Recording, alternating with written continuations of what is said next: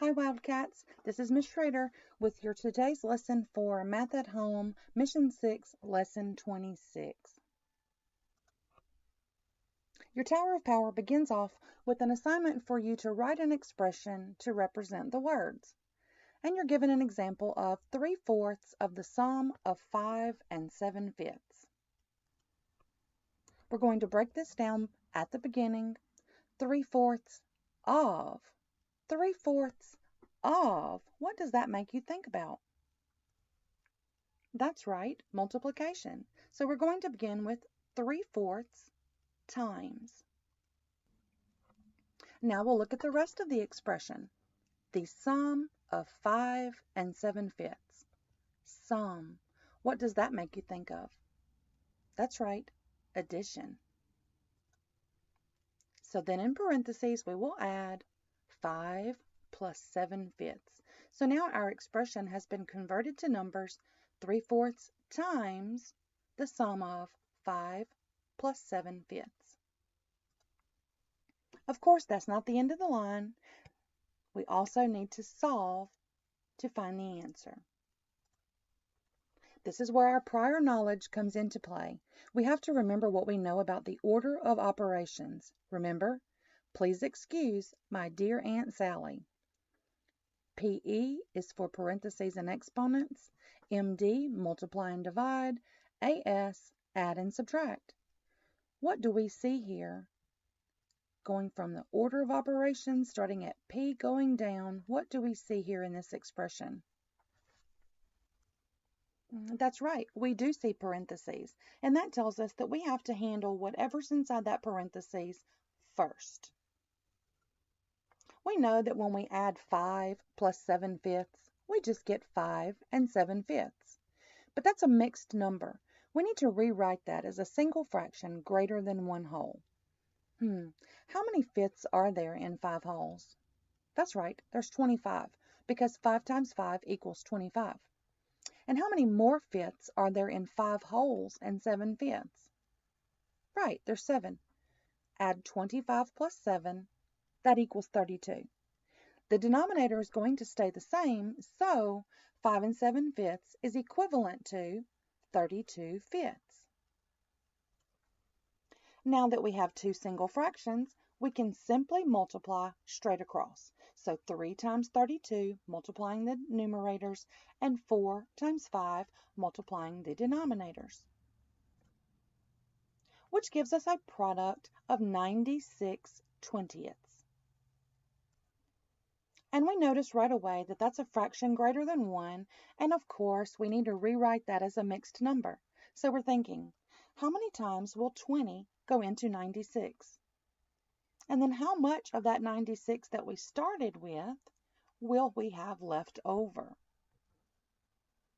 That's right, we have 4 and 16/20, because we can take 4 20s out of 96.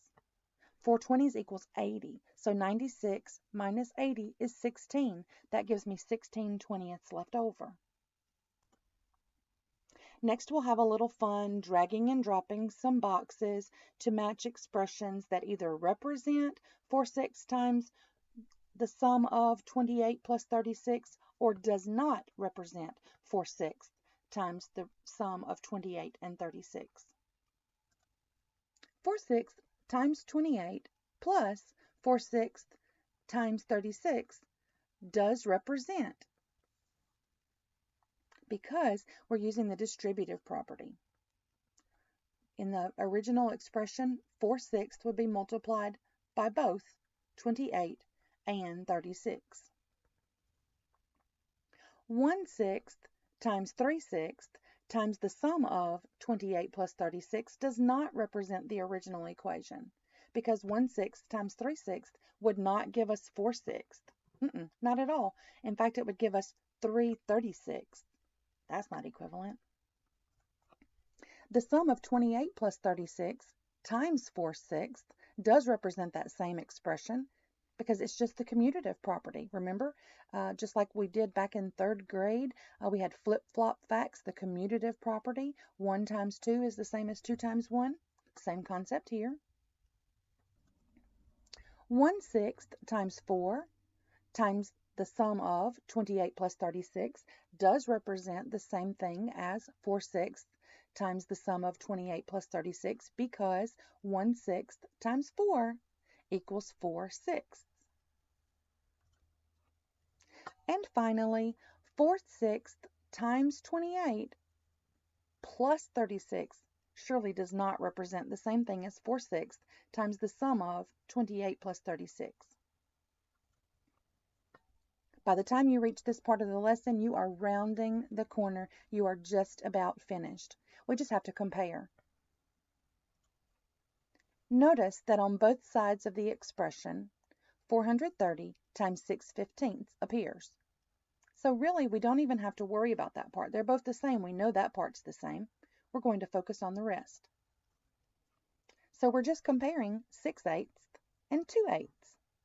I wonder which is larger. We all know this. Of course, 6/8 is larger. So the expression on the left is greater than the expression on the right. Final problem, and you are home free. Notice that on the left, we have 5 times 8 43 plus 5 times 8 11.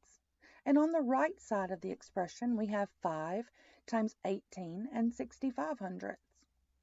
To find your answer here, you're simply going to add 8 43 and 8 11, and then compare what you get there to 18 65. Is the sum greater than, less than, or equal to? Congratulations, you've reached the end. I'll talk to you later.